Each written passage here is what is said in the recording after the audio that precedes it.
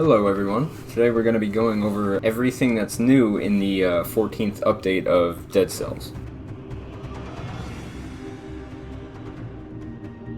So they added 7 new weapons, one for each of the 5 bosses of Dead Cells, and then one for a certain really challenging fight, and then a mystery one. That includes the Pan. The Pan, its mechanics work as the opposite of the Assassin's Dagger. When your enemy is facing you, it will do critical damage. Its combo is pretty decent. It's not super fast, but it's not super slow either. It's kind of a short combo, so it's fairly reliable. The color scaling of many items has actually been changed as well. So they're more focused on each color's actual impact on combat. So Tactics is now the glass cannon with an emphasis on being well positioned, where originally that was kind of Brutality. Now Brutality is kind of a well-balanced build focusing on fast weapons, melee, damage over time, and offensive stuff, and then Survival, slow weapons, but lots of health and stuff like that. So that's kind of what they're prioritizing the 3 colors as. So the color scaling of certain items like Stun Grenade, Ice Grenade, and Root Grenade have been changed. They're now Tactics in Survival instead of Brutality in Tactics, which I think is fine. It makes sense. Death Orb is now Survival instead of Tactics. Corrupted Power is now Brutality Tactics instead of Tactics Survival. Vampirism is Brutality Survival. Tonic is now Survival only instead of Tactics Survival. Corrosive Cloud is Tactics Brutality. Lacerating Aura, Tactics Brutality. Throwing Knife, Tactics Brutality. Meat Skewer, Tactics Brutality. There's actually 3 brand new Tactics mutations as well. Scheme. Using a skill gives a flat bonus damage to your next melee attack. So that's pretty cool. It's just flat though, so it doesn't scale. Initiative gives a flat bonus damage to your first melee attack against an enemy, and Predator, killing an enemy with a melee attack makes you invisible during blank seconds. That's pretty cool. Balancing, I just fixed a lot of stuff that I thought was supposed to be fixed a while ago. Magnetic Grenade is now Brutality Tactics as well. That's good. I like that a lot better. And then also Phaser won't trigger Thorny's back damage anymore, which I think is pretty good. Knife Thrower has finally been taken out of the ramparts, thank goodness.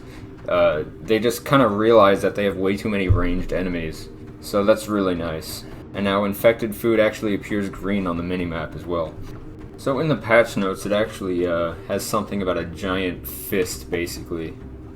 I'm sure that's the giant's weapon. That wouldn't be surprising at all. But the update just came out, so I've not gotten to it yet. As you can see though, just from the trailer, it has a very big range, so I'm sure it's going to be a very strong weapon, albeit slow for sure. This update actually isn't out for console versions yet. It says it's going to be out in 2 to 3 weeks, which isn't super bad. It's out right now for PC, which is what I'm reviewing it on. So the new mobs, I'm just going to call it the Mini Concierge because I don't remember its name. Oh, the Sweeper. So the Sweeper does Concierge's fire attack in the boss fight. He's like a mini version of the Concierge. And then the Automaton teleports to you in the clock tower and does the Timekeeper's sweeping attack.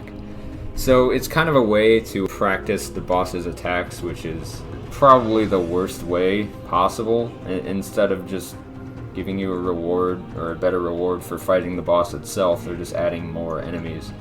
So, good job, Motion Twin, you did it. So, as you can see, the new weapon called Flint is based off of the Concierge's attacks. Just like the Sweeper, it actually does the Concierge's fire attack, which sweeps the left and right, basically every direction opposite of the Concierge. The combo is pretty solid. It's not crazy fast. I'd say it's about on par with the first and second attacks of the Broadsword. So it's not too slow, but it's not fast enough to be highly reliable. You can actually charge the attack, which means that you can get a critical hit by holding the attack. So it makes for amazing setups. You could wait for a horde of enemies to teleport to you and then just hold a critical, slam it down on them, and then even if they're retreating, the fire attack will get them on their way back. So it's definitely a good weapon. I wouldn't say it's amazing, but I definitely say it's a lot better than average. Another new weapon in the 14th update is the Tentacle, which is obviously based off of Conjunctivius's tentacle attacks. Now, I think it's new because all the other new weapons I've found so far I've needed to get the blueprints for. This one was just kind of there. in some container. Anyway, it's pretty cool. Whenever you use it, you shoot out a large tentacle, and when it connects with something, it actually pulls you towards it. If you attack again while you're sliding towards whatever you latched onto, you'll actually do a critical hit. So it's very cool because it's not only a strong weapon, but it gives a lot of movement options. So I've covered most of the basics for what's new in the update.